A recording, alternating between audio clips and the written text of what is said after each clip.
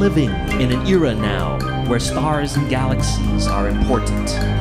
The biggest structures in the universe are superclusters of galaxies. Matter is spread out in a huge web, and at the nodes of the web are collections of thousands and thousands of galaxies. It's gravity itself playing out through time. It's been more than 13 billion years since the Big Bang, and things have grown bigger and bigger into larger structures. But going backward in time, we see everything shrinking. I'm going to take you back to where there is no space, there is no time, and then I'm going to take you forward much more slowly through all the evolutions of the past until I get you back to where we are.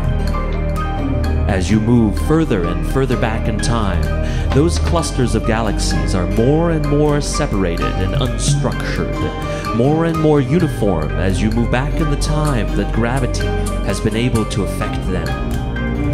As you go further back, you see that the clusters aren't quite so big, and further still, you see that the clusters aren't really there at all. Even further back, some 13 billion years ago, there are no galaxies as we know them today. There are clumps of matter containing maybe billions of stars, but nothing like the hundreds of billions in our Milky Way galaxy now. Go back even further, and you wind up with a universe of individual stars that were huge, much, much bigger than our current sun, but they're still just stars. They're the biggest structures in the cosmos. Before that, there aren't even stars. There's just swirling gas that seems to be making snake-like patterns throughout the universe.